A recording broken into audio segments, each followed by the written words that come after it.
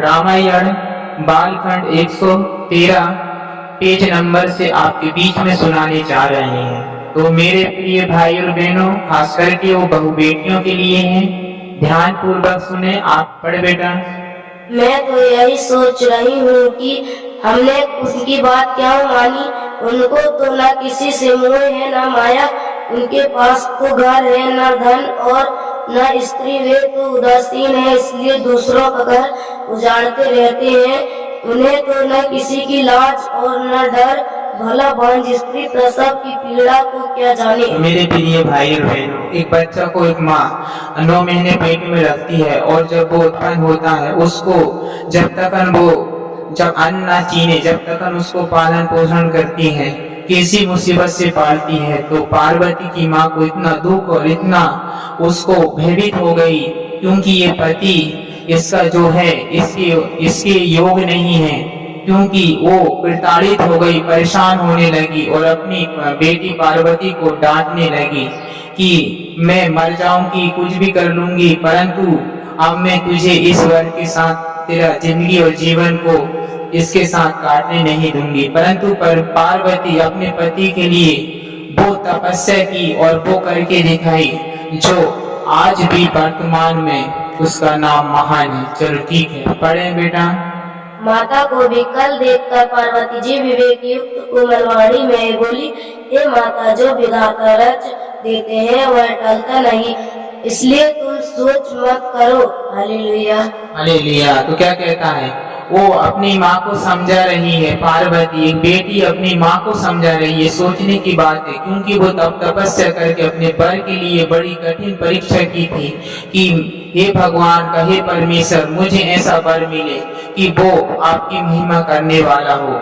तो उसने इतनी तपस्या की। उस बात को देख के उसकी माँ, उसको देख के, उसका वर को देख के जब वो शादी बारात लेके आया तो क्या है, सांप और उसे जटा और क्या क्या उसको सजावट कर दिया, और उसी सजावट को देख के दुनिया अंधी हो गई है, क्योंकि शैतान इस पृथ्वी का मालिक और उसके बंधन में सारी दुनिया बंधी हुई है। तो मेरे प्रिय भाई और बहनों, सत्य को जानो कि सत्य आप सबको स्वतंत्र करेगा। पढ़ बेटा। जो मेरे भाग्य में बांग्ला ही पति लिखा है तो किसी को क्यों दोष लगाया जाए। हे माता, क्या विधाता के अंक लिखे हुए वो तुम मिट सकती हो? वृथा कलंक का टीका मत लगाओ। कहती है पार्वती, क्योंकि उसके अंदर भगवान परमेश्वर की सामर्थ्य शक्तियों को प्राप्त की थी, क्योंकि वो पूजा प्रार्थना तब तपस्या की थी। चलो ठीक है, तो उसके अंदर परमेश्वर की वो सामर्थ्य शक्ति थी, इसलिए उसके अंदर इतना विवेक और ज्ञान था। जैसा सरमन अपने माँ बाप के द्वारा वो शक्तियों को प्राप्त करा और परमेश्वर ने उसने आचना और परमेश्वर से शपथ खा के बोला कि हे परमेश्वर, मुझे जगत के पापों से मैं बच कैसा सकता हूँ, क्योंकि मेरी आंख इतनी खराब है कि मैं पाप कर बैठता हूँ। तो उसने एक शराब को मांगा, तो माँ बाप के थ्रू ही परमेश्वर की सामर्थ प्रसन्न और प्रकट होती है, और पति के द्वारा ही पत्नी के लिए परमेश्वर की सामर्थ प्रसन्न और प्रकट हो जाती है। आज भी सत्य है, आज भी परमेश्वर की वो सामर्थ्य जो सतयुग में थी वो आज भी है। ये कलयुग नहीं, इंसान कलयुग बन गया। तो मेरे प्रिय भाई और बहनों, अपने पति के लिए पार्वती कितनी पूजा प्रार्थना तब तपस्या कर रही थी, ऐसा आज आप करोगे, जब भी करोगे वो बेटी और वो बहु, तो सचमुच वो शक्ति और सामर्थ्य को हम आज भी प्राप्त कर सकते हैं। चलो ठीक है, परंतु आजकल की बेटियां बहुत बड़ी कठिन तपस्या कर रही हैं, क्योंकि जीन्स और लाली लिपस्टिक और ऐसे वेशभूषण कपड़े पहन रही हैं। अपने माँ बाप और अपने पति की इज्जत को घर में नहीं, गली और घाट में रख रही हैं। चलो ठीक है, तो ध्यान से सुने मेरे प्रिय भाई और बहनों। पढ़ बेटा। हे माता, कलंक मत लो, रोना छोड़ो, यह अवसर विषाद करने का नहीं है। मेरे भाग्य में जो सुख दुख लिखा है उसे मैं जहाँ जाऊंगी वहाँ पाऊंगी। पार्वती जी के ऐसे विनय भरे कोमल वचन सुनकर स्त्रियां भांति भांति से विधाता को दोष देकर आंखों से आंसू बहाने लगी। उसकी सहेली भी प्रताड़ित तो परेशान हो गई, किसके अंदर क्या चीज है। अरे इसका पति इसका वर के पास तो ना गाड़ी है, ना मोटर, ना घर, ना दौड़ है, कुछ नहीं है, जंगल पहाड़ में रहता है फकीर के जैसे। तो वो ऐसा करके सोच, उसकी सहेली भी उसके पति को दोष देगी और रोने लगी। परंतु उस बात को किसी ने नहीं जाना, केवल पार्वती ने जाना, क्योंकि उसके अंदर वो सामर्थ और वो शक्ति थी। क्योंकि मैं आपसे भी बात कहना चाहता हूँ, क्योंकि भोलेनाथ की मृत्यु हुई नहीं है। भोलेनाथ स्वर्गवास हुआ है, कैलाश पर्वत में बोला है, अपने भक्तों को बोला कि मेरे पास इस सिनाई पर्वत पर मत आओ, मैं परलोक चला। और जबरदस्ती सिनाई पर्वत पर जाते हैं, और जो 15 लाख मौत हो गई इंसानों की, जो भविष्य महापुराण में बताया गया है। चलो ठीक है, तो हम गौड़ियन गाथा को या पुनेम से हम बताने जा रहे हैं। इसके बाद थोड़ा सा और पढ़ बैठे। यह समाचार पाते ही हिमाचल नारद जी और सप्तवर्षी को साथ लेकर तुरंत अपने घर गए।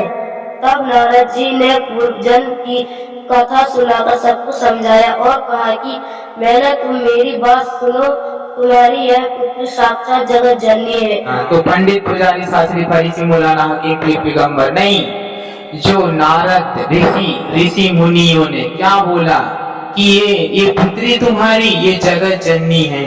चलो ठीक है, इतनी महान है जो अपने पति परमेश्वर को दर्जा देती और समझती है। तो मेरे प्रिय भाई और बहनों, क्योंकि सारी दुनिया शैतान का काम कर रही, अपने पति के अपने माँ बाप की इज्जत को गली और घाट में रख रहे हैं। क्योंकि माँ बाप की इज्जत एक बच्चे होते हैं, ऐसा पति की इज्जत पत्नी होती है। तो मेरे प्रिय भाई और बहनों, हम गौड़ियन गाथा को या पुनेम से 47 अध्याय और वचन नंबर हम 4 पॉइंट सुनाने जा रहे हैं। पढ़ बेटा। अब नारी धर्मों की बात सुनो। नारियों के लिए पति देवता और पति भगवान है। पति के अलावा कोई इनके देवता नहीं है। पति का अर्थ होता है देवता, यानी देने वाला, देवता जो रखता देता है। प्रिय भाई और बहनों, कितनी पत्नियां हैं जो मंदिर में जा रहे हैं, माथा पटक पटक के परेशान हो गए हैं। तो पति ही परमेश्वर है, परमेश्वर का वचन बताता है। गौड़ियन गाथा को या पुनेम से हम बता रहे हैं, वो सारे वेद पुराण बताते हैं कि पति ही परमेश्वर है, माँ बाप ही परमेश्वर का दूसरा रूप है। भगवान पत्थर में, लकड़ी में, मूर्तियों में नहीं रहता, फोटो में नहीं रहता है। भगवान बस अपने अंदर रहता है, जैसा हनुमान जी ने खुद बताया है। गीता में साफ रीति से लिखा हुआ है, तुमको भगवान को देखना है तो मेरे सीने के अंदर है। तो परमेश्वर हमारे अंदर रहता है। चलो ठीक है, ऐसा परमेश्वर का वचन कहता है। क्या तुम नहीं जानते, तुम्हारा शरीर मेरा मंदिर है, उसमें मेरा आत्मा बसता है। जो मेरे मंदिर को अशुद्ध करेगा मैं उसे नष्ट करूंगा। तो मेरे प्रिय भाई, बेटा आगे। शादीशुदा बेटी बहनों की तीजा त्योहार है, किंतु तीजा त्योहार उनकी मना रही है। जब घर में पति देव साक्षात है, फिर उपवास पति के लिए करना है। क्या कह रहा है कि पति साक्षात अपने घर में है, वो पति परमेश्वर है। एक बच्चों के लिए माँ बाप उनकी सेवा सत्कार करेंगे, तो हम अपने माँ बाप की सेवा सत्कार करेंगे मरते दम तक, तो हमारे बच्चे भी करेंगे। हम माँ बाप की नहीं करेंगे तो बच्चे क्यों करेंगे? जब हम अच्छे बनेंगे तो हमारे बच्चे भी अच्छे बनेंगे। यदि हम अच्छे नहीं बनेंगे तो हमारे बच्चे हमसे और भी बड़े चंडाल बनेंगे। हाँ पढ़े बेटा। अरे भाई, पार्वती तो शंभु को पति पाने के लिए कठिन तपस्या की थी, किंतु तुम लोग किसकी उपासना कर रही है? उस दिन भर काम बुता छोड़ व्रत कर रही है। आपको अपने पति की पूजा करनी है। तो मेरे प्रिय भाई और बहनों, क्या कहता है कि अपने पति की पूजा करना चाहिए। पार्वती तो अपने पति पाने के लिए कठिन तपस्या और बड़ी तपस्या कर रही थी। परीक्षा आने के बाद भी वो खड़ी रहती थी। जैसे उसकी माँ शादी के बाद कितने उसको निंदित और कितना अपमानित होना पड़ा, फिर भी उन्हें अपने पति की बातों को, अपने पति की निंदा को न सहते हुए वो सती हो गई। तो मेरे प्रिय भाई और बहनों, आजकल भी बहुत बड़ी सच्चाई है, जो आजकल की बेटियां भी शादी के पहले बड़ी तपस्या कर रही हैं, लाली लिपस्टिक ट्राउजर जींस पहन रही हैं, क्या क्या वेशभूषण और ऐसे चाल और डील डोल दिखा रही हैं। मेरे प्रिय भाई और बहनों, अभी तो अपने माँ बाप की इज्जत को गली और घाट में रख रही हैं, फिर ससुराल जाके वो पति की इज्जत को गली घाट में नहीं, उनको नरक की रास्ते में रखेंगी और पूरे घर को शैतान और परमेश्वर का नहीं, शैतान का अड्डा बना रही हैं। चलो ठीक है मेरे प्रिय भाई और बहनों, आगे सुनते हैं। जितने भी यहाँ बेटी बहनें बैठी हो, गौंडी धर्म की रीति नीति में चलना, सुबह उठते ही पति का पांव छूना और सास ससुरों की पांव लगना। यदि सास ससुर जीवित है, इसके पश्चात आंख मुंह धोकर चूल्हे को पोत लगाकर चूल्हे में आग जलाना, यही गौंडी धर्म की रीति है। भगवत गीता श्री कृष्ण अर्जुन से कहता है, क्या कहता है, हे अर्जुन, ये गुस्सा घमंड को सबसे बड़ा शत्रु जानो, ये शैतान की ओर से होता है।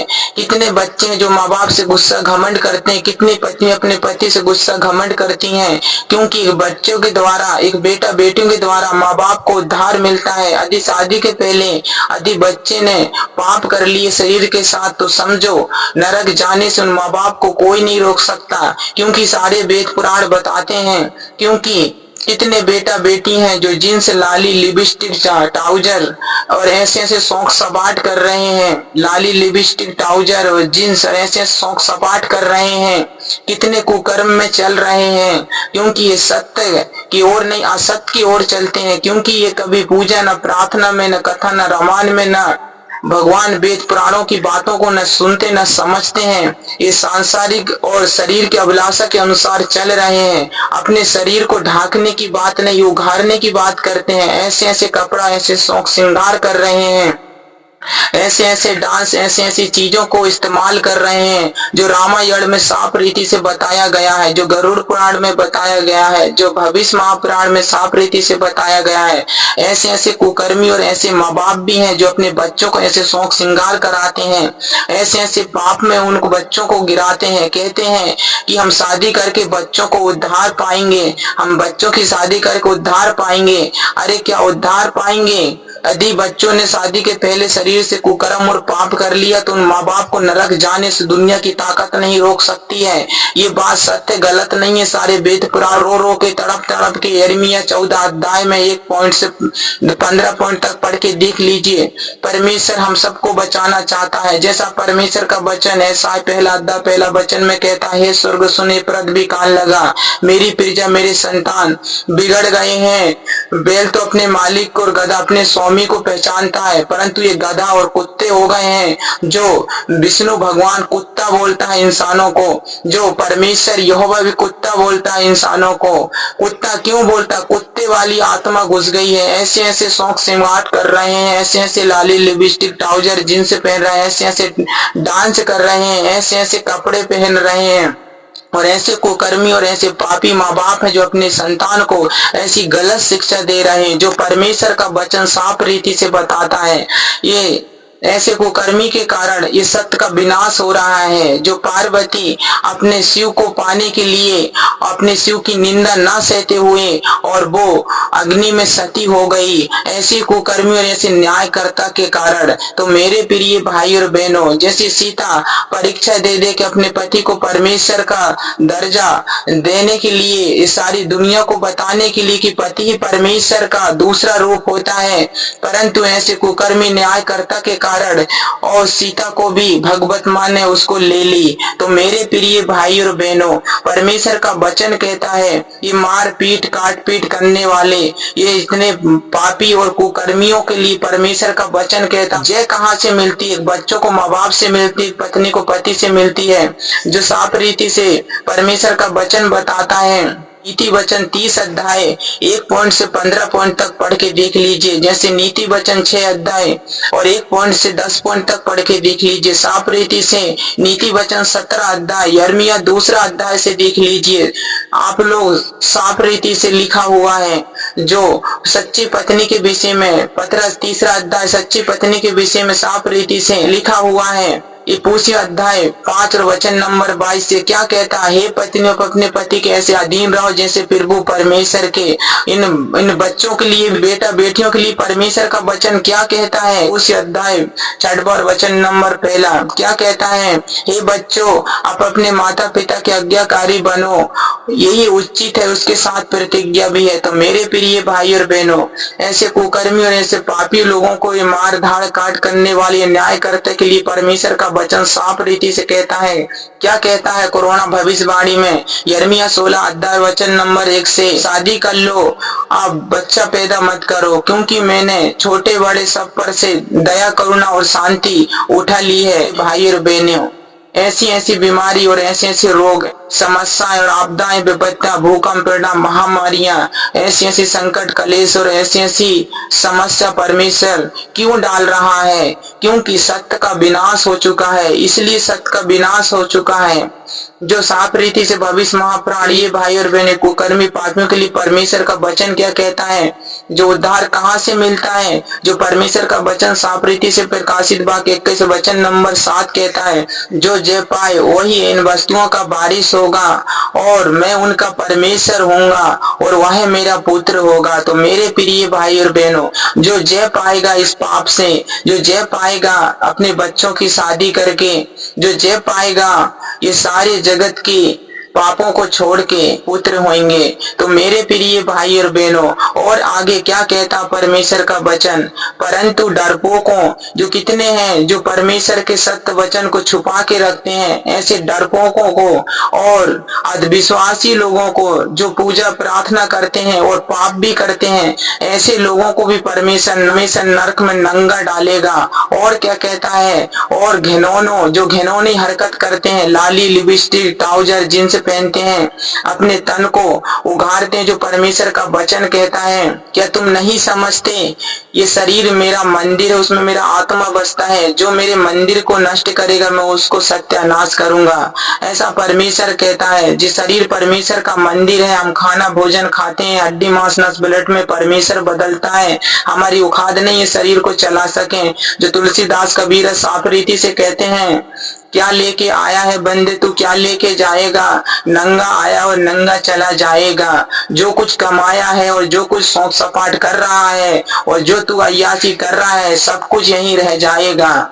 तो मेरे प्रिय भाई और बहनों, तो ऐसे घिनौनों लोगों के लिए परमेश्वर का वचन कहता है, इनको परमेश्वर कहाँ डालेगा और क्या करेगा?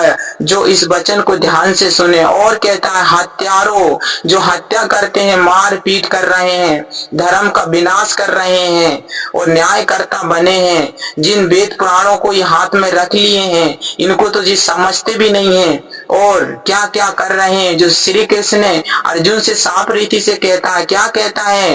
हे अर्जुन, ये गुस्सा घमंड को सबसे बड़ा शत्रु समझो, ये शैतान की ओर से होता है, ये शैतान की ओर से ये न्याय करता, जो सत्य का विनाश करने के लिए बोला। वचन क्या कहता? भय विचारियों, जो भय विचार करते हैं, जो शादी के पहले कुकर्म और पाप करते हैं, अपने माँ बाप के खाते हैं और गली घाट में प्रेम लगाते हैं, ऐसे पापियों को परमेश्वर, ये लाली लिपस्टिक जिन ट्राउजर वालों को परमेश्वर क्या करेगा? जो गरुड़ पुराण भी साफ रीति से 4 अध्याय से 5 अध्याय तक साफ रीति से बताता है और 7 अध्याय से 8 अध्याय और 9 से 11 अध्याय तक साफ रीति से बताता है। जो भगवत गीता भी साफ रीति से बताता, क्या कहता है ऐसे पापी लोगों के लिए परमेश्वर? और कहता है, और टोनो जो जादू टोना करते हैं, ये दुनियादारी सीख लेते हैं और दाई भूत पलीदों को ला लेते हैं, और वो क्योंकि वो खुद का भला नहीं करते हैं, जितने जादू टोना करने वाले रहते हैं, क्योंकि वो खुद का भला नहीं कर, दूसरे का बुरा चेतने के लिए लाते हैं, दूसरे को बर्बाद करने के लिए ये भूत पलीतों को पाल लेते हैं। यदि वो दूसरों को लगाए ना, दूसरों को खाए ना, दूसरों को बर्बाद ना करे, तो वो भूत पलीत उनको बचा रखती हैं। यदि वो दूसरों को ना खाए तो उनको ही सत्यानाश कर देती हैं। तो ये लाते हैं, सीखते हैं, अच्छा लगता है, परंतु उनको छोड़ना इनकी बस की बात नहीं है। उन भूत पलीतों को फिर लाने के बाद उनको वापस करना या फिर वो जादू टोना को छोड़ना उनकी बस की बात नहीं है। और क्या कहता? और मूर्ति पूजकों, जो मूर्ति पूजा करते हैं, जो हमारा गौड़ियन गाथा भी साफ रीति से बताता है, ये मूर्ति पूजकों के विषय में क्या कहता है परमेश्वर का वचन?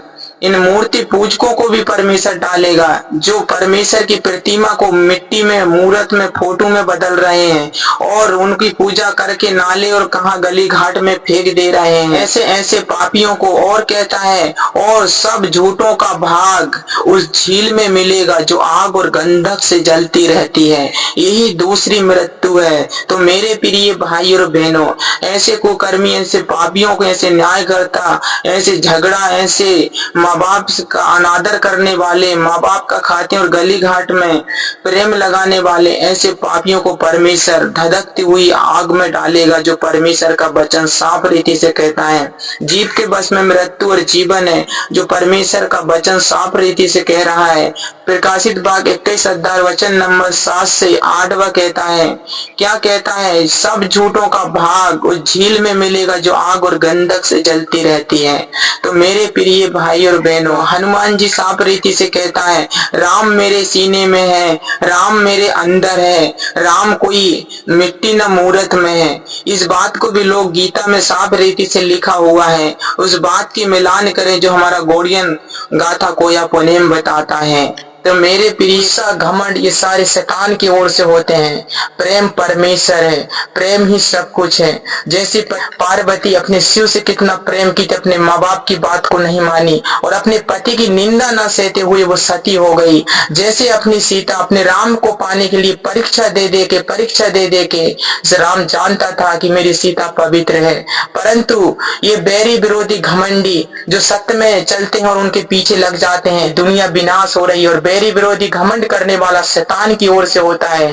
प्रेम परमेश्वर होता है, तो प्रेम करो, प्रेम सीखो, प्रेम से चलो। प्रेम ही परमेश्वर है, प्रेम के सिवा कुछ नहीं है। तो मेरे प्रिय भाई और बहनों, आप सबके बीच में हमने कुछ वेद पुराण से आपके बीच में जो कुछ भी बताया और आपके बीच में कुछ समझ में आया होगा, आपको जो कुछ भी हमने वेद पुराण से समझाया, जो कुछ भी हमने वेद पुराण से आपको बताया, मेरे प्रिय भाई और बहन, परमेश्वर आप सबको हर समस्या से आजाद करे, आप सत्य को जाने और सत्य आप सबको स्वतंत्र करे। तो आज के लिए मेरे प्रिय भाई और बहनों इतना काफी है।